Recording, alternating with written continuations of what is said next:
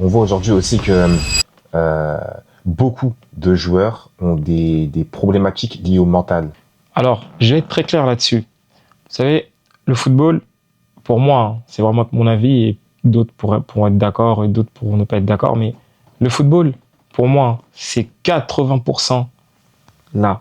Si mentalement on n'est pas préparé à être sur un terrain de football, 20% de ce qu'on a techniquement ne suffisent pas.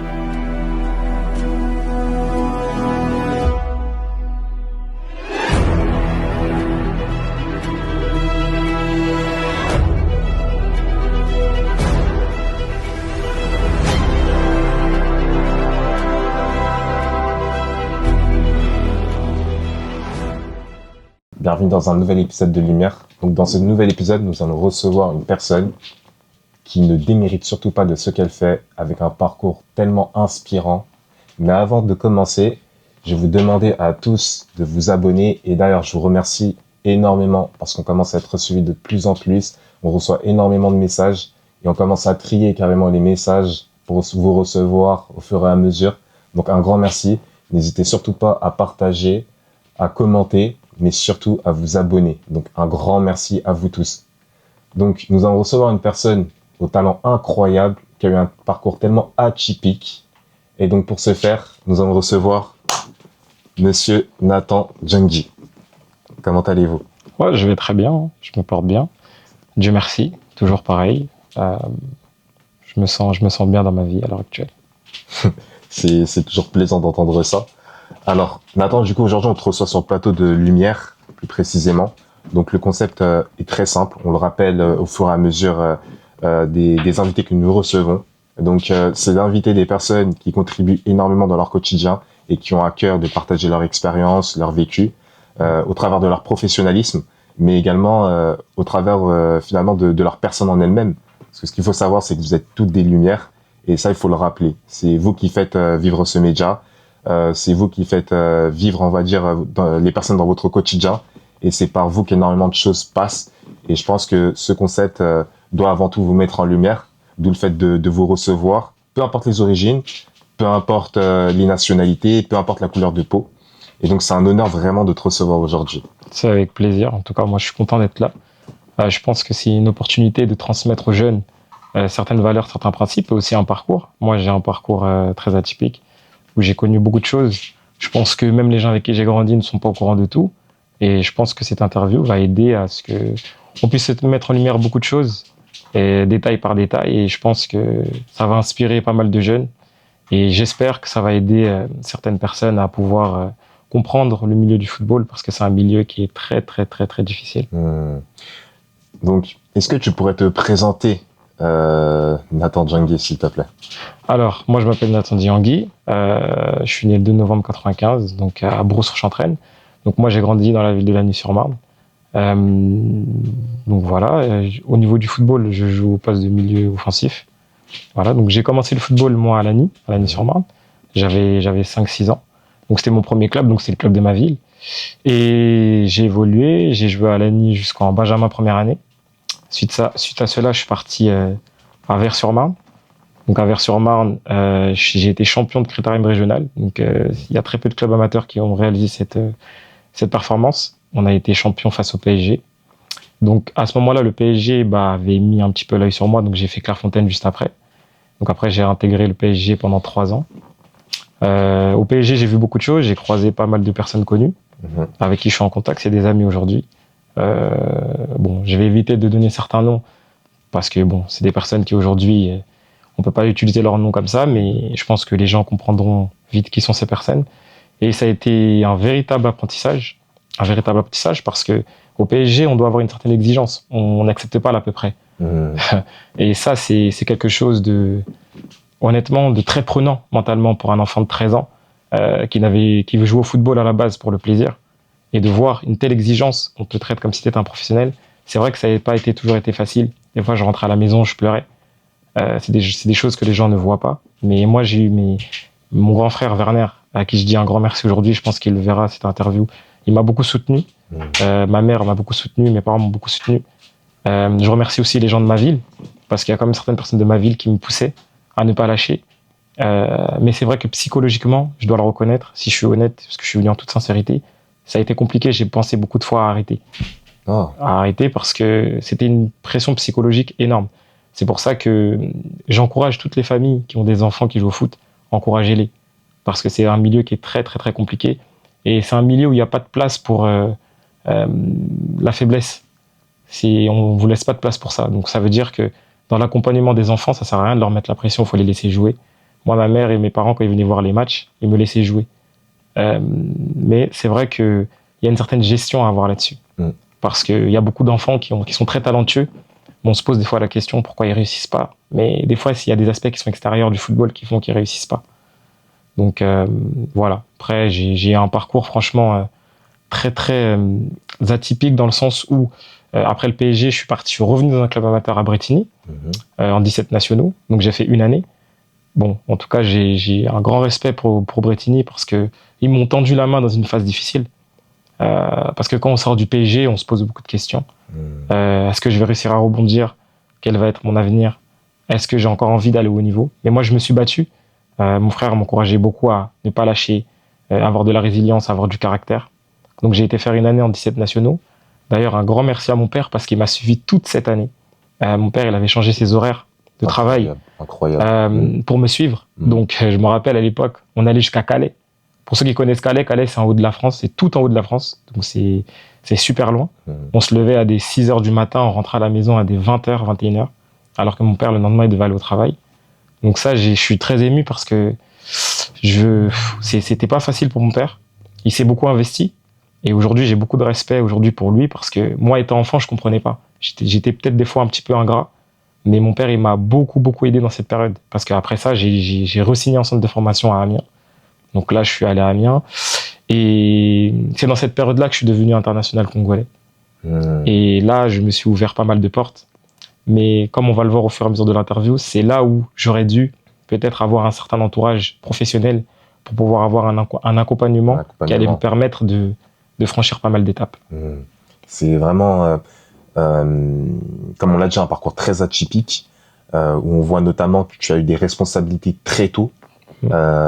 Et je pense que ta force vient très certainement de là, d'où le fait que énormément de questions me viennent en tête et que je vais commencer à dérouler.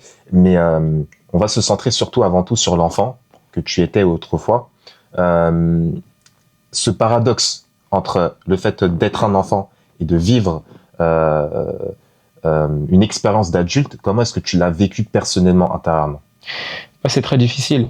Pourquoi? Moi, quand j'ai grandi, j'ai toujours été un enfant calme. Ceux qui ont grandi avec moi le savent. Moi, j'ai été un garçon très introverti, donc qui garde tout à l'intérieur de lui. Mais dans ce milieu-là, il n'y a pas de place, comme j'ai dit tout à l'heure, pour la faiblesse. Vous avez face, dans un vestiaire comme le PSG, à des gros caractères, à des gens qui veulent s'imposer, à des gens qui veulent vous marcher dessus. Et en fait, le milieu du football, ça m'a aidé à avoir du caractère, à avoir de la présence. Parce que les gens qui sont très intérieurs, très discrets, ne peuvent pas réussir dans ce milieu-là. Du moins pas comme ils le veulent. Parce que dans ce milieu-là, c'est un milieu qui fonctionne avec certaines règles. C'est la loi du plus fort. C'est la loi du plus dominant. Et si un enfant de mon âge qui a mon caractère reste de côté, bah, on est facilement mis de côté dans le vestiaire et on peut pas s'exprimer et on gagne pas le respect de ses coéquipiers. Donc ça, c'est très important. Moi, j'ai appris à développer ce caractère, à développer cette résilience et à savoir m'imposer. Parce que dans un vestiaire comme le PSG, tout le monde veut sa part du gâteau. Il y a une part d'égoïsme. On peut être pote avec certaines personnes, mais au final, c'est moi et ma réussite. Donc au final, à un moment donné, il faut savoir faire la part des choses entre son caractère en tant qu'enfant et le joueur. Et moi, j'ai, avec le temps, appris à faire ça. Donc ça veut dire que dans ma vie de tous les jours, je suis quelqu'un de discret, mais sur un terrain, je suis quelqu'un de totalement différent. Je suis un combattant, j'aime pas perdre, j'aime l'exigence, et c'est ça que j'ai appris là-bas. Tu as dit que tu es deux personnes du coup totalement différentes entre la personne sur le terrain et la personne en dehors du terrain. Penses-tu que finalement le fait que tu aies eu à développer autant de capacités fasse de toi aujourd'hui la personne que tu es? Bien sûr que oui, le football ça m'a façonné. Alors, je vais vous raconter une petite anecdote. Moi, ma mère n'était pas d'accord que j'aille en club pro. Parce qu'une fois, je me rappelle d'un jour, j'avais la vingtaine, ma mère m'a dit « J'ai eu le sentiment de ne pas t'avoir éduqué ». Je vais m'expliquer. Le monde du football m'a éduqué. Le monde du football m'a donné des valeurs et des principes. Moi, quand je suis parti tôt de chez moi, on m'a pas préparé forcément à ça. Parce que ma famille ne le connaissait pas, n'avait jamais eu personne qui était à l'ensemble de formation ou quoi que ce soit. Donc j'ai été un peu, comme on dit, jeté dans la gueule du loup. Et j'ai appris avec les expériences, avec les difficultés, avec les moments de doute, à me façonner dans mon caractère. J'ai aussi appris à me connaître en tant que personne. Donc ça, c'est des aspects qui sont très importants. Mais que les jeunes ne se trompent pas. Le centre de formation, c'est très compliqué. C'est très compliqué. Pourquoi ? Parce que on est loin de sa famille, on est loin de ses amis. Moi, j'ai pas eu l'occasion d'aller à des fêtes ou quoi que ce soit comme les jeunes font de nos jours ou d'aller à des anniversaires. Moi, je devais toujours être focus sur ma carrière, focus sur mes entraînements, focus sur ma récupération. Et j'ai pas vécu cette jeunesse-là, entre guillemets. Est-ce qu'aujourd'hui, c'est un regret ? Un petit peu. Parce que j'ai pas eu l'occasion de vivre certaines choses qu'un jeune normal vit. J'y reviens parce que tu dis un petit peu, d'accord? À ce niveau-là, tu étais jeune, tu avais déjà pour espérance d'être footballeur professionnel. Les actions que tu as posées avaient pour sens d'être des sacrifices, selon toi? Ça a été des sacrifices clairs. Mais sauf que quand on est enfant, on n'en a pas conscience des répercussions que ça va avoir. Ça peut avoir des répercussions. Plus tard. D'accord. Et moi, dans la manière dont j'ai grandi, on est robotisé, si je peux utiliser un terme comme ça. Donc en fait, on est programmé à s'entraîner. Mais sauf que ça, c'est un sacrifice où il n'y a pas de place pour certaines déconcentrations. Je m'explique. Un jeune de 15-16 ans, il va à la date d'anniversaire, il va rentrer à 22h, 23h, parce qu'il veut s'amuser avec ses amis. C'est normal. On vit dans la vie, on a envie de profiter. Sauf que nous, à 21h30, on doit être couché, on doit être au lit, parce que le lendemain, on a entraînement à 10h. Il faut que le corps soit prêt, il faut que la tête soit prête pour pouvoir avoir des grosses charges d'entraînement. Parce que quand on est en centre de formation, ce que les gens ne disent pas, c'est qu'on a 6 à 8 séances par semaine. C'est énorme. Énorme. En plus de ça, il y a l'école. Donc vous imaginez, c'est énorme.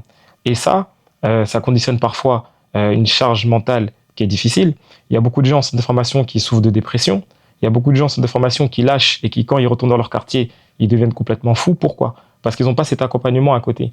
Moi, j'ai eu la chance d'avoir le conseil de mon frère, mais je pense que, en toute humilité, j'aurais pu avoir un accompagnement beaucoup plus professionnel, beaucoup plus entouré, pour me donner toutes les billes nécessaires pour pouvoir réussir dans le monde du football et aller au plus loin que je suis allé, quoi. Tu as dit une chose très intéressante, notamment sur l'aspect du mental. On voit aujourd'hui aussi que beaucoup de joueurs ont des problématiques liées au mental. Et ça en découle littéralement en fait sur leur vie personnelle. Est-ce que tu pourrais dire ou affirmer d'une certaine façon que le métier de préparateur mental prend une énorme place, ou du moins devrait prendre une énorme place aujourd'hui dans la vie d'un footballeur? Alors, je vais être très clair là-dessus. Vous savez, le football, pour moi, c'est vraiment mon avis, et d'autres pourront être d'accord et d'autres pourront ne pas être d'accord, mais le football, pour moi, c'est 80% là.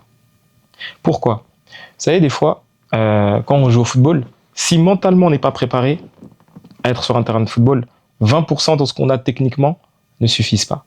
Regardez même à la télé. Pourquoi certains voient des footballeurs très peu talentueux mais qui réussissent ? Parce qu'ils ont un mental d'acier.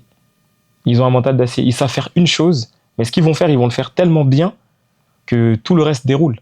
Moi, au final, quand on regarde qui je suis et dans mes qualités de footballeur, je suis quelqu'un qui était très doué techniquement, je le suis toujours, sans prétention et sans orgueil. Bien sûr. Mais est-ce qu'à ce moment-là, mentalement, j'avais toutes les aptitudes nécessaires pour être un footballeur professionnel et pour être un footballeur aguerri qui va aller au plus haut niveau ? Ça, j'en ai des doutes. Parce que ça, j'aurais peut-être dû avoir un préparateur mental qui allait me préparer à toutes les situations difficiles pour pouvoir surnager, je dirais, dans ce milieu de requins qui est le monde du football, qui est un milieu, honnêtement, je le répète, hyper difficile. Et tout au long de cette interview, on va avoir pas mal d'anecdotes ensemble et vous allez voir que c'est un milieu qui n'est pas facile. Ta première expérience au PSG, comment est-ce que tu pourrais la qualifier en 3 mots ? Apprentissage, exigence et je dirais discipline. Discipline, d'accord. Tu pourrais lier ces 3 mots en une phrase ? Pour jouer dans ce genre de club, moi je dirais que sans discipline, c'est impossible. Pourquoi ? Parce qu'il y a une telle exigence qui fait que si on n'est pas discipliné, on peut pas réussir, on peut pas surnager avec le genre de joueurs qu'on a. Parce qu'il faut savoir une chose, quand on est dans ce genre de club, on a des joueurs qui sont autant doués que nous, voire beaucoup plus. Moi, j'ai joué avec des phénomènes. J'ai joué vraiment avec des phénomènes et je pense que j'en ai déjà parlé en off avec certaines personnes, des gens qui sont dans ma vie personnelle. Moi, j'ai vu des choses incroyables de la part de certains joueurs de football que j'avais jamais vu sur un terrain de foot. Donc en fait, le PSG rassemble les meilleurs joueurs d'Île-de-France dans un même club. Et il y a des joueurs qui sont hyper doués. Mais maintenant, encore une fois, comme je l'ai dit, ça ne suffit pas. S'il n'y a pas d'exigence, il n'y a pas de discipline, il n'y a pas de rigueur au quotidien, ça fonctionnera pas. Concernant la suite des choses, tu es passé aussi tu es passé par le Congo. Tu as joué en équipe nationale. Quel a été ton ressenti? Alors, jouer pour l'équipe nationale, c'était une véritable fierté pour mes parents. Je suis issu de 2 parents immigrés. Mes parents sont nés à Kinshasa. Ils sont tous les 2 congolais.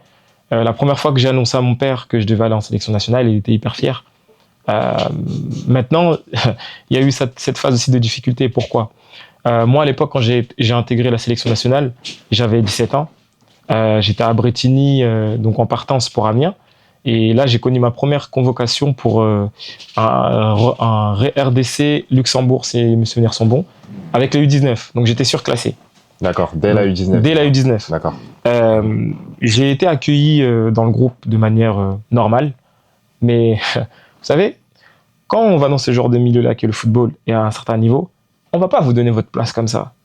Moi, les gens me voyaient comme un concurrent. Un concurrent de plus qui est venu prendre notre place. Et c'est ça le milieu du football. C'est pas ce qu'on croit où les gens sont amis, non. Ça, c'est de l'hypocrisie pour les caméras. Moi, je le dis très honnêtement. La vraie vérité, c'est quand je suis arrivé, les joueurs qui étaient à mon poste se disaient « Ah, on a un concurrent de plus. Ça va être chaud. » Donc, moi, pour me faire ma place dans le groupe, ça n'a pas été facile. Mais je me suis accroché parce que j'en ai dans la tête quand même. À ce moment-là, j'avais quand même acquis certains aspects dans la tête qui fait que même si je voyais certaines injustices, je me suis accroché. Parce que par la suite, 2 ans après, je suis devenu capitaine de l'équipe nationale. Pourquoi? Parce que je me suis accroché. Mais on m'a rien donné. Rien du tout. Moi, quand je suis arrivé en sélection contre le Luxembourg, j'ai joué 12 minutes. Mais je me suis accroché. Je me suis accroché à force d'efforts, à force de sacrifices. Je me suis accroché jusqu'au jour où j'ai été le capitaine de joueurs aujourd'hui qui sont très connus. Voilà, je ne vais pas citer de nom par souci de certaines choses. Et j'ai été leur capitaine. Et j'ai gagné leur respect. Mais il faut savoir que pour ça, il y a un très long chemin. Est-ce qu'on peut parler à ce niveau-là de vice dans le milieu du football? Ce qu'il faut savoir, c'est que on parle quand même d'un sport aujourd'hui, selon moi, qui fait partie des sports les plus sociabilisants au monde, où l'humain est au centre. Et quand on parle d'humain, finalement, on va également parler de tous les aspects qui englobent l'humain. Donc, tant sur l'aspect de sociabilité que sur sa façon de penser, de réfléchir, et sur ses liens qu'il peut développer du coup avec ses partenaires. Donc, au travers de l'échange en tout cas que tu m'as transmis, je ressens aussi qu'il y a beaucoup de méfiance, je dirais, à avoir vis-à-vis de certains coéquipiers qui secrètement pourraient convoiter, on va dire entre guillemets, la place que tu occupes. Donc, est-ce qu'on pourrait qualifier le football aujourd'hui, à ce niveau-là en tout cas, de sport ayant des vices? Dans le milieu du football, aujourd'hui, au plus haut niveau comme en dessous, c'est les mêmes codes. Chacun est là pour soi. Donc, dans le milieu du football, comment ça se passe? Si demain, quelqu'un peut faire quelque chose à son partenaire et cette chose-là peut lui permettre de réussir, il n'aura aucun scrupule à le faire. Je donne un exemple. Moi, je raconte une anecdote. Moi, j'étais dans un vestiaire à Bretigny, d'accord? Sans donner de nom parce qu'il y a des partenaires peut-être de l'époque qui vont voir cette interview. Je ne donnerai pas de nom. Il y a des joueurs qui allaient voir le coach pour dire tel joueur ne doit pas jouer. Moi, je trouve ça invraisemblable. Pourquoi? Parce qu'un coach, il est censé faire ses choix. Mais ça, c'est le vice du monde du football. C'est pour ça que quand on est dans ce milieu-là, il faut s'armer énormément d'une bonne mentalité. Parce qu'on ne sait pas ce que nos partenaires disent derrière nous. Moi, je suppose que des partenaires ont sûrement dû dire « Ah, lui, il ne faut pas le mettre, il ne faut pas le faire jouer, parce que j'étais dans leur position. » Mais ça, c'est un aveu de faiblesse. Moi, je ne l'ai jamais fait dans le monde du football. Je peux te parler en toute transparence. Je ne l'ai jamais fait. Parce que j'ai toujours été sûr de mes qualités. Et d'ailleurs, même, il m'est déjà arrivé d'accueillir des joueurs en sélection qui jouent à mon poste et d'excellents joueurs. Et je les ai bien accueillis parce que je ne voulais pas être vicieux. Ça a à voir avec mon éducation. Moi, je suis très croyant, je suis quelqu'un qui prie. Ma mère m'a toujours appris dans mes valeurs et dans mes principes de ne jamais faire du mal à son prochain. Donc, moi, je ne le faisais pas. Est-ce que peut-être j'aurais dû l'être? Je ne pense pas. parce que j'estime que c'est pas dans mes valeurs et dans mes principes. Est-ce qu'on me l'a déjà fait? Bien sûr que oui. Moi, je sais qu'on me l'a déjà fait, où des joueurs se plaignaient de moi parce que je leur faisais peur, tout simplement. Cet aspect-là, c'est quand même aussi une chose qui est vraiment négligée, je trouve, en tout cas aujourd'hui dans le monde du football, et surtout au travers des informations qui sont relayées via les médias, parce on va surtout avoir un aspect du football où voilà, tel joueur a signé dans tel club ou tel club a investi sur tel joueur. Mais je trouve que cet aspect-là, en fait, ce côté humain finalement, qui occupe une place importante dans le monde du football, est totalement négligé. Et on le voit aussi, notamment avec l'histoire de Paul Pogba, qui a subi aussi pas mal de problématiques et qui ont influencé aussi sa vie personnelle. Où on a vu que il y a aussi pas mal de blessures qui ont enchaîné, plus la même concentration. Donc on a vu qu'en fait, j'étais totalement déconnecté des terrains. Et le fait que toi, tu exposes ça aussi, ça met davantage en lumière et en valeur, finalement, tu vois, toutes ces problématiques, je trouve, tu vois. Et est-ce que tu penses qu'il y a une négligence vis-à-vis de la jeunesse aujourd'hui? Parce que on entend aussi beaucoup de jeunes issus des quartiers, majoritairement, qui veulent être footballeurs, qui veulent accomplir des choses dans le football, mais qui ne se donnent pas forcément les moyens et qui pensent que être footballeur, finalement, c'est donné. Donc, est-ce que tu penses qu'il y a une négligence de tout cet aspect dont tu as su m'évoquer vis-à-vis de ces jeunes-là? Bien sûr qu'il y a une négligence. Moi, je pense que quand on vient d'un quartier, après moi, c'est ce que je fais avec les plus jeunes de mon quartier, ou du moins j'essaie de le faire, c'est on doit avoir de la bienveillance. Sauf que dans le milieu du football, il n'y a pas de bienveillance. C'est chacun pour sa peau. Moi, personnellement, des chèques des petits de ma ville vont voir cette interview et ça va être marrant quand ils vont voir ça. Moi, quand je rentrais de centre de formation, même dans les différents clubs, les petits de ma ville venaient chez moi récupérer mes équipements. Mais je leur donnais. Pourquoi? Parce que c'est de la bienveillance et c'est une manière de montrer que je les soutiens. Je leur donnais plein de conseils. Moi, j'ai des petits de ma ville qui me demandaient des conseils, comment faire ci ou comment faire ça. Je me suis montré bienveillant parce que j'ai toujours voulu quelque chose, c'est qu'ils aillent plus loin que moi. Moi, j'ai pas de problème à ce qu'un petit de ma ville aille plus loin que ce que moi j'ai déjà fait. Sauf que, est-ce que moi, c'est le comportement qu'on a eu à mon égard? C'est pas forcément le cas. Mais ça, c'est pas grave. Moi, j'ai part du principe que ce qu'on m'a pas donné, j'essaye de le donner à des plus jeunes. Parce que moi, je serais fier de voir un petit de ma ville, ou même ailleurs, jouer en Ligue 1 et qui me mette des places et que j'aille le voir jouer. Ça sera avec grand plaisir. Sauf que le problème, il y a un problème qui est sociétal, c'est que les gens veulent nous voir réussir, mais pas mieux qu'eux. Mais ça, c'est contre ma mentalité. Moi, mon objectif, c'est qu'un petit de ma ville ou un petit que je connaisse fasse mieux et transmettre tout son savoir. Et ça, c'est la chose la plus importante. Moi, j'ai eu la chance d'être international congolais et d'avoir fait 22 sélections. Moi, j'ai pour but qu'un petit de ma ville ou un petit que je connaisse puisse faire la Coupe d'Afrique des Nations, mais avec les professionnels. Moi, j'ai fait la Coupe d'Afrique des Nations avec les jeunes. Je pense qu'il faut toujours faire en sorte que les gens aillent plus loin que nous. Mais sauf que c'est une mentalité qui se perd parce que l'homme, en général, il est égoïste. Et il transmet, en fait, ces valeurs-là dans le monde du football. Donc, il veut penser à lui, il veut gagner de l'argent pour lui, il veut se mettre en lumière lui. Mais sauf que moi, dans mes valeurs, dans mes principes et dans mes croyances religieuses, c'est je suis tourné vers l'autre. Je suis tourné vers l'autre. Et mon objectif, aujourd'hui, c'est que l'autre réussisse mieux que moi. Je sais que c'est pas facile à transmettre, mais moi, en tout cas, c'est les valeurs que je prône, en tout cas, au quotidien. Et même dans ma carrière, c'est tout ce que j'ai essayé de faire. On parle de valeurs, mais pourrais-tu me dire d'où t'es venu cet amour pour la transmission? De mes parents. Moi, je dois tout à mes parents. Moi, je leur dois tout. Mon père, il est arrivé en France, il avait 24 ans, il a tout sacrifié. Il a perdu son père tôt. Ma mère a perdu son père tôt aussi. Et ils m'ont toujours transmis à donne, donne, donne. Moi, j'ai des petits de ma ville, des fois, qui me disent Nathan, donne-moi tes crampons. Nathan, donne-moi des équipements. Nathan, donne-moi un sac. J'ai toujours donné. J'ai toujours donné. Pourquoi? Parce que dans mes valeurs et mes principes que mes parents m'ont donné, c'est donne, parce que c'est Dieu qui va te redonner derrière. Donc ça, c'est quelque chose de très important et je le dis avec beaucoup de fierté. Si je suis l'homme que je suis aujourd'hui, c'est grâce à la prière. Et ça, c'est un aspect qui m'a totalement façonné. Et moi, je serai éternellement reconnaissant envers mes parents des valeurs et des principes qu'ils m'ont transmis. Parce que sans eux, et je sais qu'un jour je perdrai mes parents malheureusement, c'est quelque chose que je vais transmettre aussi quand j'aurai des enfants. Et ça, c'est primordial pour moi dans le monde auquel on est, parce que on s'en rend pas compte, on n'en parle pas assez, mais après cette vie, pour moi, il y a une autre vie. Et moi, je veux être quelqu'un de bien dans la vie. Et mes parents, avant de parler au Nathan le footballeur, ils me disent toujours que d'abord, t'es Nathan, t'es mon fils. Et ça, c'est quelque chose de très important. Moi, ma mère m'a toujours dit, quand j'étais en centre de formation, il y avait beaucoup de gens qui lui parlaient par rapport à ça. Elle me disait, moi, tu peux dire ce que tu veux, mais moi, je t'ai changé les couches. Moi, je t'ai nettoyé, moi, je t'ai tout donné. Donc, garde la tête sur les épaules. reste humble. Et ça, c'est des valeurs qui sont très importantes. Et moi, je remercie mes parents aujourd'hui parce que sans ces valeurs-là, peut-être que j'aurais été quelqu'un qui aurait pris la grosse tête. Donc, à ce niveau-là, moi, je tiens à dire à vous jeunes, gardez la tête froide parce que vous n'êtes jamais arrivés. Et une carrière, ça va très vite. Il suffit d'un moment et tout s'effondre.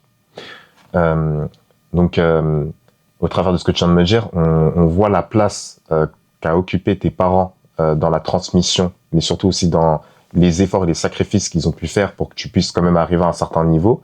Aujourd'hui, on voit aussi quelque chose qui est très notable, c'est le fait que des parents voient leurs enfants comme des outils, comme des machines à sous, si je peux dire ça entre guillemets.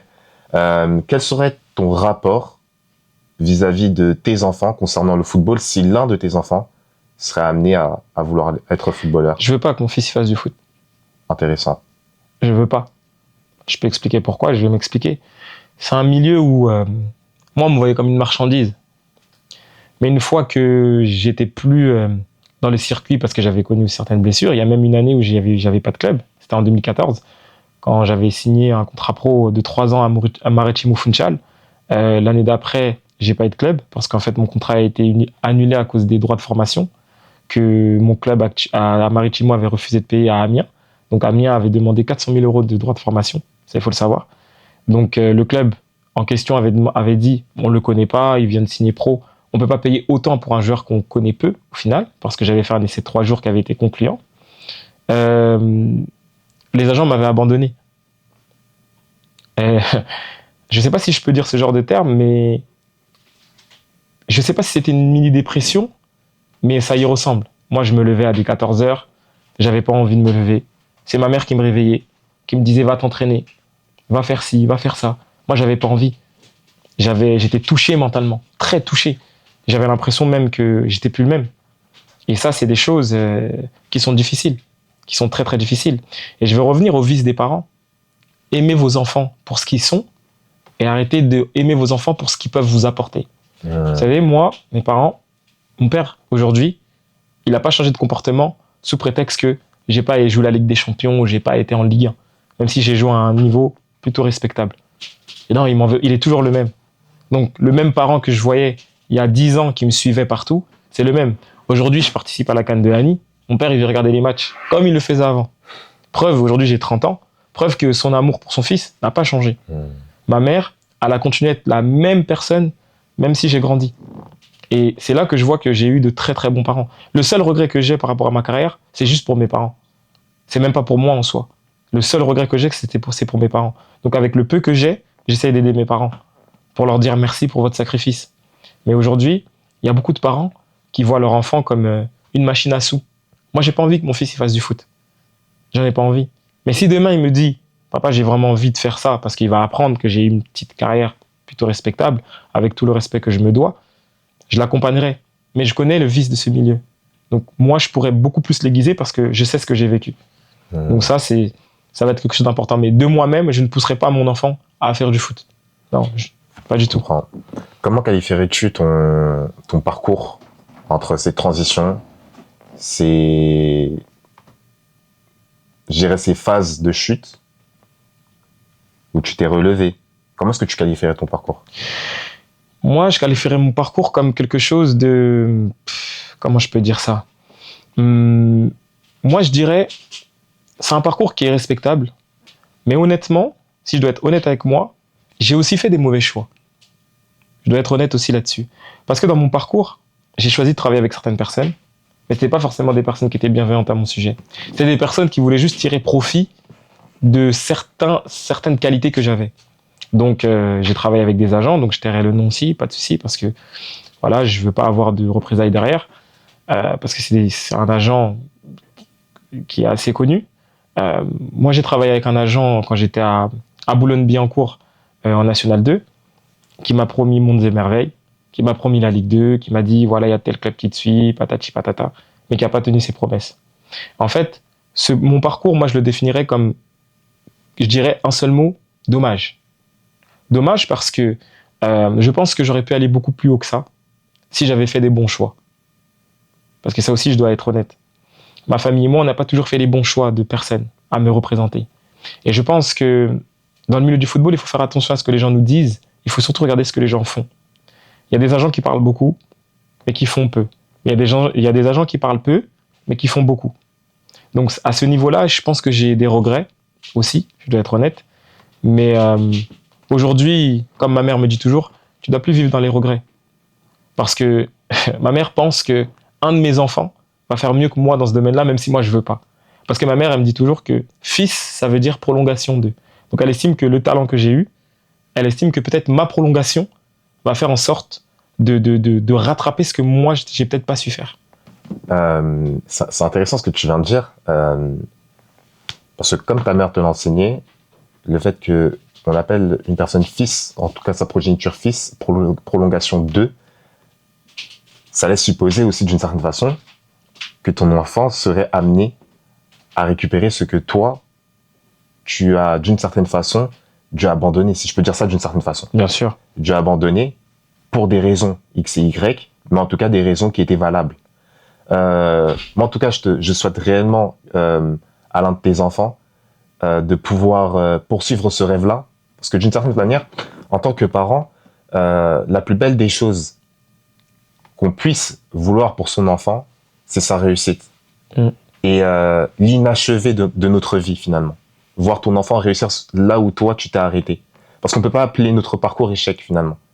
On apprend sans cesse, on tombe, on se relève, on tombe, on se relève, on apprend. Et puis, dans notre après-expérience, on continue d'apprendre, finalement. Et on regarde, en fait, en arrière en se disant, mais si j'avais su que, ou si j'avais pu voir avant que, ça ne se serait pas passé comme ça. Et donc, pour mon enfant, finalement, toutes ces expériences, tout ce savoir accumulé lui servira à lui. Après, comme on dit aussi souvent, je pense, comme tu l'as expliqué tout à l'heure, je reprends tes mots, le football t'a éduqué. Ton enfant, tu l'éduqueras. Tes enfants, tu les éduqueras. Ces enfants s'éduqueront aussi d'une certaine manière.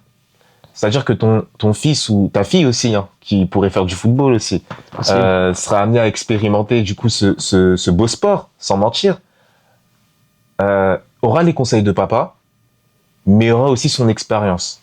Donc moi, la question qui va suivre, c'est, au-delà du fait de recevoir voilà, les enseignements des parents, les principes et les valeurs des parents, penses-tu qu'on puisse associer l'expérience que l'on se fait avec le savoir des parents pour nous, voilà, pouvoir être amenés à faire une belle carrière? Alors, moi, mes parents m'ont transmis beaucoup de choses, j'en ai beaucoup parlé, mais j'ai aussi eu mes propres enseignements. Et les propres enseignements viennent comment? Parfois, c'est par les échecs, parfois, c'est par les moments difficiles. Moi, j'ai connu une blessure à Amiens qui était assez importante. Donc, j'ai eu une blessure ligamentaire où j'ai eu une suspicion des croisés. Donc, mes ligaments étaient distendus. Donc, j'ai été 4 mois sur le carreau. Ça a été l'un des moments les plus difficiles. Pourquoi? À ce moment-là, qu'est-ce qu'on se dit? Papa et maman sont loin. Le grand frère est loin. Qu'est-ce que je fais? Est-ce que j'abandonne? Est-ce que je continue? On a beaucoup de moments de doute. Mais à ce moment-là, je me suis toujours rappelé de quelque chose. Qui je suis en tant que personne? Est-ce que je suis un faible ou je suis quelqu'un qui ne lâche pas? Et je me suis rappelé ma propre identité. À ce moment-là, j'avais déjà 18 ans. J'étais quand même un adulte parce que quand on est en centre de formation, tout va vite, on apprend vite beaucoup de choses. Et là, je me suis dit, c'est bon, t'es plus avec papa et maman là, mon gars. Là, faut que tu te prennes en main. Donc, il y a eu cette phase de transition pendant ce moment-là. Et moi, je me suis dit, si tu lâches maintenant, qu'est-ce qui va se passer par la suite? Donc, j'ai décidé de continuer. J'ai décidé de ne pas abandonner. Et je me suis relevé de cette blessure. Mais comme tu m'as posé cette question, c'est une question qui est très intéressante. Moi, je dirais, les parents nous donnent de l'essence pour pouvoir avancer. Mais à un moment donné, on doit mettre notre propre essence. Notre propre valeur. Parce que les parents nous donnent une éducation. Mais après, on a le choix de savoir qui on est dans la vie. Je suis d'accord. Donc, moi, j'ai choisi d'être une personne qui se bat. Moi, j'ai choisi d'être une personne humble. Et moi, j'ai choisi d'être une personne qui va jamais rien lâcher. Et à arriver à un certain âge, là, c'est plus papa et maman. Là, ça vient à tes choix personnels. Et maintenant, il y a les bons choix et il y a les mauvais choix. C'est pour ça qu'on ne peut pas toujours vivre au crochet de papa et maman. Papa et maman, ils donnent des bases, mais après, c'est à toi d'aller dans le monde et d'aller te découvrir. Moi, je donnerai des bases à mes enfants, et tu en as parlé, et c'est très intéressant. Mais je leur rappellerai qu'à un moment donné, ils auront leur choix à faire. Ils auront leur choix. Parce qu'il se peut que je ne sois plus là. Il se peut que je perde ma vie, ça peut arriver. Dans la vie, on ne sait jamais ce qui peut se passer. Mais qu'est-ce qu'ils vont faire si je ne suis pas là? qui il décide d'être? Eh ben, c'est ce que je me suis dit exactement à cet âge-là. Je me suis dit, mais si mon père, il est plus là, comment je m'en sors? Qu'est-ce que je fais? Si demain je perds ma mère, comment je fais? Et là, j'ai appris à être un homme. Avant d'être un joueur, on apprend à être des hommes d'abord. Parce que dans un aspect de la carrière, il y a l'homme qui fait tout derrière. C'est pour ça qu'on voit des gens qui s'écroulent et d'autres qui s'écroulent pas. Ce qui fait la différence, c'est qui ils ont choisi d'être, au final. Et ça, c'est un tournant dans la vie d'un homme, avant de parler du joueur, qui est très, très, très importante. C'est pas à prendre à la légère. C'est intéressant ce que tu dis. Tu as parlé de la connaissance de ta personne, donc la connaissance de ton toi, donc du coup de qui est Nathan. Il y a une chose très intéressante dans l'aspect de ta carrière, c'est que tu n'as pas lâché l'école. Tu n'as pas lâché l'école. Et c'est un contraste en fait que l'on voit en fait avec les jeunes d'aujourd'hui qui sont prêts à abandonner l'école pour le football. Donc, est-ce que tu aurais une explication assez explicite à me donner? Alors, je vais mettre l'aspect de l'école et l'aspect de l'argent, et tu vas comprendre pourquoi. Un jeune qui va arrêter l'école à 15-16 ans, qui est hyper talentueux, qui va devenir pro, qui va toucher 50 000 euros par mois. D'accord? On va prendre cet aspect-là, on va prendre ces deux opposés. S'il n'est pas intelligent, il ne saura pas gérer son argent. Il ne saura pas dans quoi investir. Il ne saura pas préparer son après-carrière. Il ne saura pas préparer même une descendance. Pourquoi? Parce qu'il n'a pas étudié et parce qu'il n'a pas d'intelligence. Maintenant, l'école ne nous apprend pas tout. C'est vrai. D'accord? L'école ne nous apprend pas tout. Mais néanmoins, ça nous apporte une certaine stabilité intellectuelle qui est importante. Moi, à l'école, j'ai fait du management. Donc aujourd'hui, j'ai des notions de management si je monte mon entreprise parce que j'ai été à l'école. Et ça, c'est un aspect qui est hyper important. Au niveau de l'intellect, je suis un garçon qui réfléchit grâce à l'école aussi. Donc en fait, l'école, c'est un aspect qui est important. Ça fait pas tout, mais c'est un aspect qu'il faut pas négliger. En fait, quelqu'un doit prendre, un jeune qui veut réussir dans le monde du football, il doit prendre un maximum de choses dans son panier pour qu'il puisse réussir. Mais pas forcément dans le monde du football, dans sa vie en général. En fait, il faut aller au-delà du football. Moi, au-delà du football, je suis quelqu'un de responsable aujourd'hui. Je suis marié, j'ai mon chez moi, j'ai ma femme, tranquille. Donc j'ai appris cette responsabilité-là en étant en centre de formation et en allant à l'école et en développant mon aspect intellect. Et souvent, vous voyez ces jeunes qui touchent beaucoup d'argent, ben vous voyez aujourd'hui, et après leur carrière, ils sont pauvres. Pourquoi? Parce qu'ils sont pas intelligents. Ils sont tout simplement pas intelligents. Et ça, c'est quelque chose qui s'apprend. Les gars, allez à l'école. Allez à l'école, étudiez. Mais vivez votre rêve. En fait, l'un n'empêche pas l'autre. Moi, quand j'étais à Amiens, j'ai été à l'université Jules Verne. J'ai appris une fac de langue. Je parle très bien l'anglais, très bien l'espagnol. Donc, j'ai été à Barcelone avec ma femme il n'y a pas très longtemps. Je parle espagnol. Qui sait que l'espagnol d'aujourd'hui va me mener à de grandes choses? Mais ça, je l'ai appris à l'école. Et ça, encore une fois, vous voyez des petits qui vont à l'étranger, qui signent pro, ils ne savent pas parler anglais. Pourquoi? Parce qu'ils n'ont pas été à l'école. Et qu'est-ce qu'ils font? Ils se ferment des portes dans un vestiaire. Parce que s'ils avaient été à l'école, il y a certaines choses qu'ils auraient appris qui ne les mettraient pas en difficulté aujourd'hui. Et ça, c'est des aspects qu'ils oublient. Une carrière de football, c'est pas uniquement les pieds. Il y a tout un univers derrière. En toute humilité, vous voyez comment je m'exprime. Moi, en seconde, j'ai fait de la littérature et société. J'ai appris à m'exprimer. Donc, ce qui fait que dans mes mots, dans la manière dont je m'exprime, c'est à l'école que j'ai appris ça. Quand moi, je vois des interviews de joueurs professionnels et je vois qu'ils bégayent et je vois qu'ils ont un certain langage, ça me fait de la peine. Parce que je vois qu'ils n'ont pas été à l'école. Et ça, c'est important, ça donne une image. Aujourd'hui, moi, je représente ma famille aussi. Je représente mes parents, je représente mes frères, je représente mes amis. Donc, je ne peux pas m'exprimer n'importe comment. Et ça, c'est un aspect, pour moi en tout cas, qui est très important. Et que beaucoup de jeunes, je trouve, qu'ils négligent. Un footballeur, c'est une image. Hein. C'est pas que le football. C'est la manière dont tu t'exprimes, la manière comment tu te comportes. C'est très important, c'est très large. C'est très, très large. Selon toi, est-ce qu'il y a aujourd'hui des vecteurs qui conduisent à ce que ces jeunes-là négligent l'école? Je pense qu'il y a l'entourage. L'entourage, c'est très important. Le problème, c'est que, comme on l'a dit tout à l'heure, les parents, ils pensent avoir leur enfant comme des monnaies d'échange, mais ils doivent aussi pousser leur enfant à étudier. Ils doivent pousser leur enfant à être de bonnes personnes dans la société, surtout avant de penser à l'aspect sportif. Parce qu'un enfant qui est bon au niveau du sport, mais qui ne sait pas s'exprimer, qui ne sait pas réfléchir, c'est compliqué dans le monde du football. Moi, j'en ai croisé. J'en ai croisé des jeunes hyper talentueux, mais qui ne savaient pas s'exprimer, qui n'avaient pas de valeur, qui n'avaient pas de principe. Ça leur a porté préjudice dans leur parcours. Parce que peut-être qu'au début, ça ne porte pas préjudice, mais c'est après que ça porte préjudice. Et c'est ça, parce qu'une carrière, c'est sur le long terme. Et il faut préparer l'enfant sur le long terme. Bien s'exprimer, bien savoir gérer ses émotions. Sur l'aspect économique, il faut leur parler aussi. Et tout ça là, c'est à voir avec l'aspect intellect. Et ça, j'insiste beaucoup là-dessus. Parce qu'il y a plein de jeunes aujourd'hui qui ont touché des sommes astronomiques. Aujourd'hui, ils ont 0 sur leur compte. Comment c'est possible? Comment c'est possible qu'un enfant, il était dans le monde du football, il a déjà touché des sommes à 6 chiffres, mais qu'aujourd'hui, il n'a fait aucun investissement? Ça a à voir avec ça. Et moi, je trouve que dans les valeurs que les parents doivent prôner au niveau de leur entourage, c'est accompagner l'enfant dans tous les domaines. Sportifs, au niveau de l'école, au niveau de la famille, au niveau aussi spirituel aussi. C'est quelque chose d'important. Et c'est tous ces aspects-là qui font en sorte que ça va être une bonne personne d'abord. Et pourquoi pas, un très bon sportif. Ce que tu dis, c'est intéressant. Le football, c'est un jeu collectif. C'est un jeu stratégique. C'est un jeu de réflexion. J'ai un avis sur ça. Je te le partage. Avec plaisir. Tu sauras y répondre. Je pense que le football, au-delà du fait que ce soit un jeu, en tant que joueur, se développer dans le football pourrait requérir à ce qu'on soit amené à pratiquer d'autres sports ou d'autres jeux intellects qui pourraient nous conduire à nous améliorer en tant que footballeur. Je m'explique. Je te prends les échecs. Je pense à ça en plus. Les échecs, c'est beaucoup de réflexion.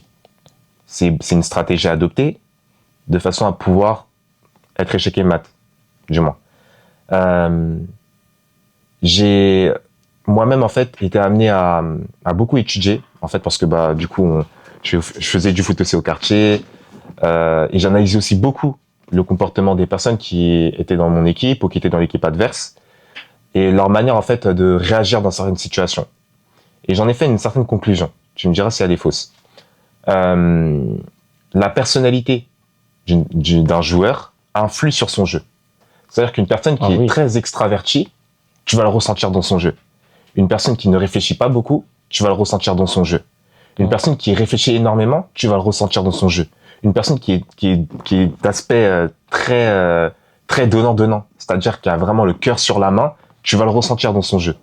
Et en fait, c'est là où je me suis dit que le football, au-delà du fait d'être un jeu, c'est avant tout un aspect sociologique et philosophique. Est-ce que tu pourrais me le confirmer? Je vais prendre 2 grands joueurs. Donc je vais prendre Neymar, qui est un joueur hyper talentueux, et je vais prendre Messi. Je vais m'expliquer pourquoi.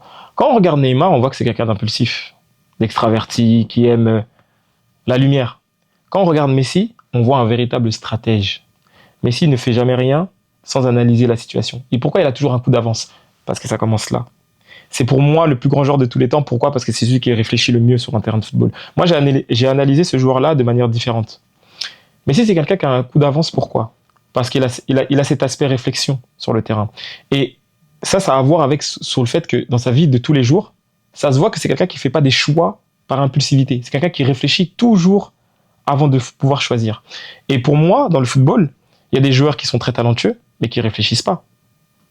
Et l'aspect intellectuel dans le domaine du football, il est très important. Pourquoi? Parce que ça va te donner en fait le temps d'avance. Il y a des joueurs qui réfléchissent plus vite que d'autres. Mais sur un terrain, plus le niveau est élevé, plus le temps de réflexion doit être hyper rapide. Parce que entre une passe et le choix de ce qu'on va faire après, c'est le temps de réflexion qui va faire ce genre de choses. Et c'est pour ça qu'il y a des joueurs qui sont hyper talentueux, mais qui n'arrivent pas à aller au haut niveau parce qu'ils sont limités dans leur intellect. Et ça, c'est important dans le domaine du football, parce que c'est des aspects qu'on ne voit pas, c'est des aspects qui sont purement psychologiques, mais c'est des aspects qui sont importants. Et par exemple, quand on prend Messi, quand on prend Iniesta, quand on prend Xavi, quand on prend Busquets, quand on prend des joueurs comme ça, c'est des joueurs qui ont un ordinateur. Leurs qualités sont peut-être pas moindres que certains autres joueurs, mais leur intellect est nettement supérieur. Xavi, il disait que moi, avant de recevoir, je sais déjà ce que je vais faire après. C'est un aspect intellect. Quand on regarde par exemple un joueur comme Busquets, qui jouait sur un périmètre, quand on regarde un autre joueur qui est à son poste, qu'est-ce qui fait la différence? C'est son cerveau. Parce que Busquets, il voit avant de recevoir, avant que toi tu puisses le contrer, lui il a déjà anticipé ce que tu vas faire, il a déjà anticipé la future solution, parce que c'est un joueur réfléchi. Et ça en fait l'un des meilleurs 6 du monde. Et je ne crois pas que Busquets soit plus technique que d'autres joueurs. Je ne le crois pas. Mais par contre, il réfléchit plus vite. Sachant que c'est un joueur qui n'est pas connu pour son physique, mais surtout pour sa qualité. C'est ça. Donc c'est vrai, non, ce que tu dis, c'est vrai. Donc tu pourrais me qualifier, ou du moins me confirmer le fait que une personne qui aspirerait à être footballeur ou footballeuse, peu importe, pourrait déjà se former au travers d'un autre sport. Bien sûr. Bien sûr. Moi, je dis toujours que l'aspect du sportif, c'est un aspect qui est très large. Pourquoi ? Parce que comme tu as dit tout à l'heure, tu as parlé des échecs, c'est un truc qui n'a rien à voir avec le football, mais je pense que c'est des choses, nous par exemple en centre de formation, on avait des jeux de société, on avait des jeux de réflexion. Nous aux entraînements, on faisait des jeux sans la balle. Pourquoi ? Parce que le coach il voulait quoi ? Qu'on apprenne à réfléchir, qu'on apprenne à voir, qu'on apprenne à se déplacer dans les bons espaces au bon moment. Pourquoi ? Parce que quand on est dans les bons espaces au bon moment, on a un temps d'avance sur notre adversaire. Le ballon, après, c'est facile. Parce que techniquement, quand on est en centre de formation, on a l'aspect technique pour pouvoir se sortir de certaines situations. Pourquoi il y a des joueurs qui se mettent dans des zones de duel ? Parce qu'ils ne réfléchissent pas. Et nous, on a fait des jeux, par exemple, en centre de formation, des passes à 10, uniquement avec la voix, juste pour voir ceux qui se déplaçaient dans les bons espaces. Je sais qu'à l'époque, j'aimais pas, je vais être honnête, je détestais. Mais au fur et à mesure de ma carrière, j'ai vu que ce genre d'exercice, ça m'a donné un temps de réflexion beaucoup plus large. Et j'ai appris. Et ce coach-là, il a été magnifique. D'ailleurs, c'est le Ludovic Thaïlandais. Je ne sais pas s'il verra la vidéo. Mais un coach exceptionnel qui m'a appris ça. Attends, si tu fais ça à tel moment parce que tu as réfléchi, voici le temps d'avance que tu vas avoir sur ton adversaire. Si tu vas dans tel espace à tel moment, voici le temps d'avance que tu vas avoir sur ton adversaire. En fait, il essaie de me faire comprendre que grâce à mon intellect, je me donne tout le luxe de jouer au football tranquillement sans être pressé. Parce que je me suis déplacé au bon moment et parce que mon cerveau, il est connecté avec mon corps. Et ça, c'est des aspects qui sont très importants. Ça, c'est des détails qu'on ne va pas voir dans des clubs amateurs. Très clairement. On a beaucoup centré, du coup, l'échange sur l'humain. Ouais. Je voudrais maintenant parler de ton après-football. Comment est-ce que tu qualifierais ton après-football aujourd'hui ? Je suis toujours un peu dedans, déjà. Mais maintenant, je suis plus au niveau auquel j'étais quand j'étais plus jeune. Mais je dirais qu'aujourd'hui, j'ai pris beaucoup de recul. J'ai digéré. Parce que j'avais du mal à un moment donné à digérer le fait que j'ai pas été au niveau que je m'étais fixé. Parce que moi, je m'étais fixé d'aller au plus haut niveau, en Ligue 1. Et après, bon, j'ai connu un effectif national au Red Star qui est un très bon niveau. Mais aujourd'hui, j'ai pris beaucoup de recul sur le football. Parce que le football, ça m'a donné beaucoup de choses. J'ai aussi des blessures intérieures par rapport à ça, c'est vrai. Mais aujourd'hui, j'ai pris beaucoup de recul sur le football. Aujourd'hui, j'ai 30 ans, je suis dans un âge mature. Et le recul que j'ai par rapport à mon après-football, c'est que j'essaie de transmettre aux jeunes. Aujourd'hui, je suis dans un rôle différent. Je suis moins acteur, mais je suis acteur dans d'autres valeurs. C'est dans le fait de transmettre aux jeunes, dans le fait d'aider, dans le fait d'accompagner. Moi, je dis toujours que un jeune qui a besoin de moi, qui a besoin de conseils, qui a besoin d'accompagnement, je sais ce qu'il faut aujourd'hui pour franchir ces étapes, pour pouvoir être un footballeur professionnel à part entière. Et ça, c'est un aspect qui est important. On sait que tu es beaucoup dans la transmission aujourd'hui. On le voit notamment par tes prises de position et notamment par les engagements que tu offices d'une certaine manière. Le Nathan d'aujourd'hui évolue-t-il encore ? Alors, moi, j'ai une philosophie dans la vie, c'est que même à 70 ans, on peut évoluer, c'est une question de choix. Grandir, prendre de l'âge, c'est logique parce que chaque année, on prend une année de plus. Mais évoluer, c'est une question de choix. Moi, j'évolue parce qu'aujourd'hui, par exemple, je vais me lancer dans du coaching dans ma vie. Donc ça, c'est une partie de moi qui est évolutive, au final.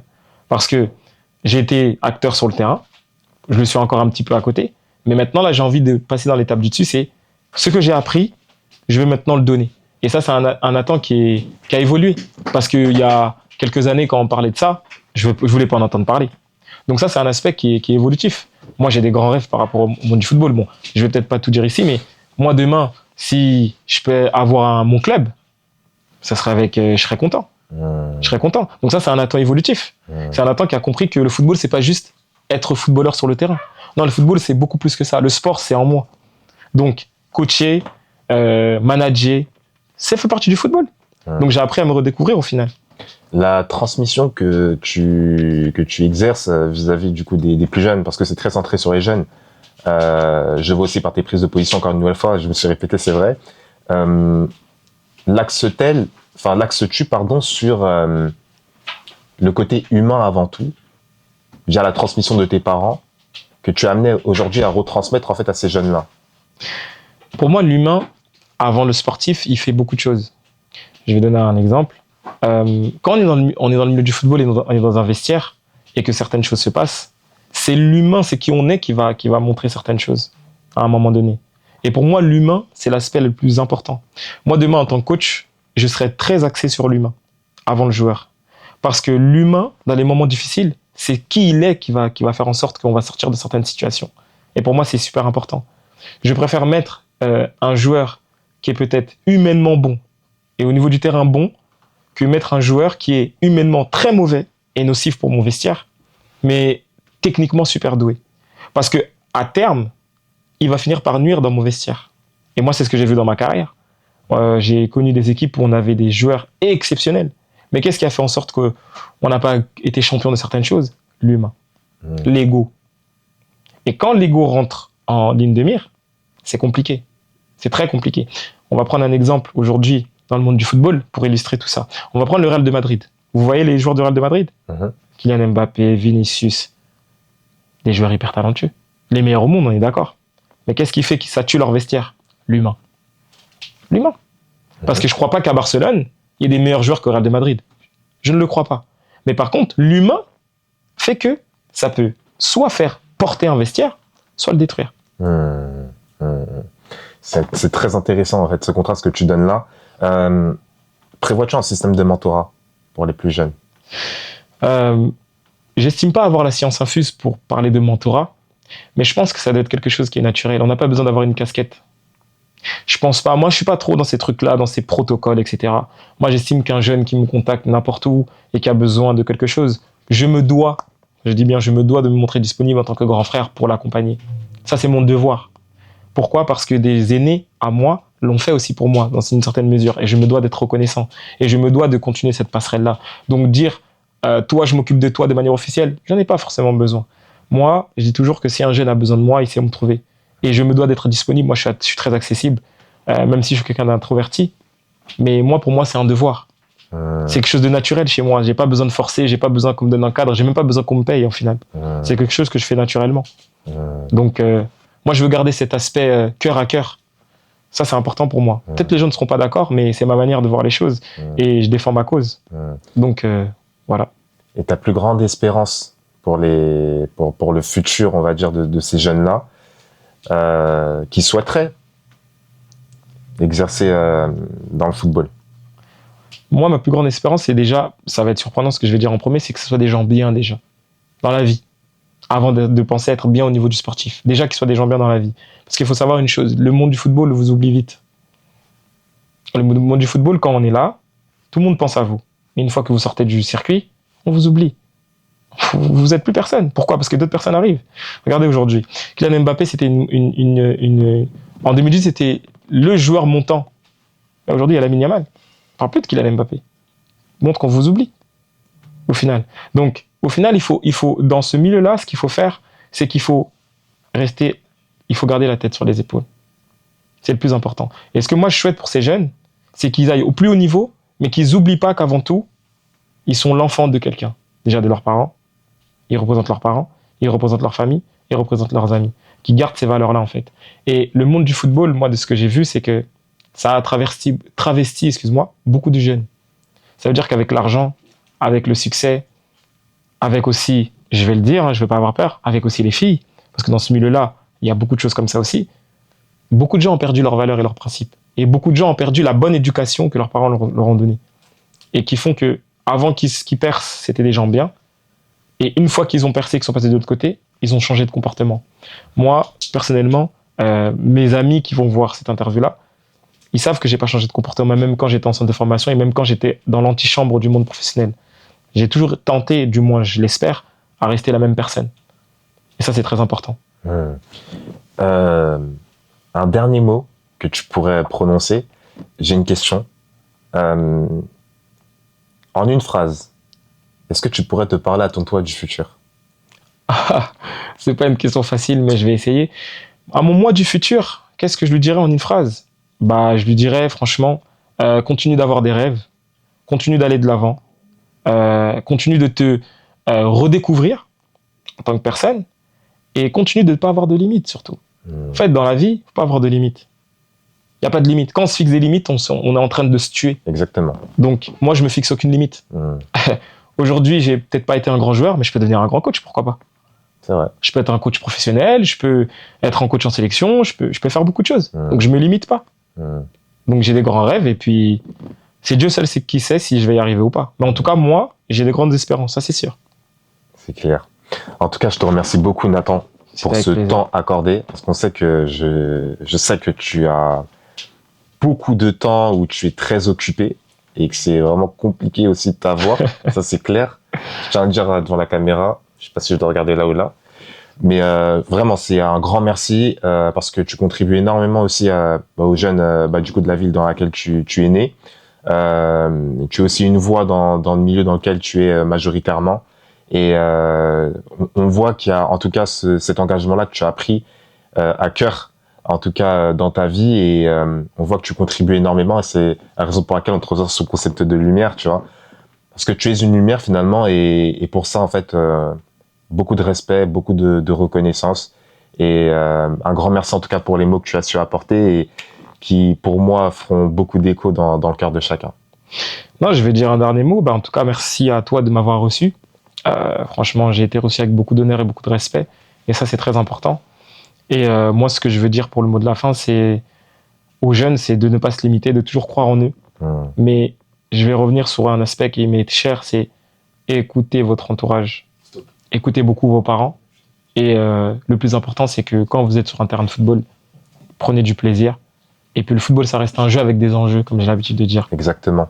Donc voilà. En tout cas, moi, j'ai été très content de ton invitation. Et franchement, très bon concept. Continuez à le suivre. Et puis, comme il a dit au début, abonnez-vous. Merci beaucoup. Abonnez-vous. C'était Nathan Djangui. C'était Veveux.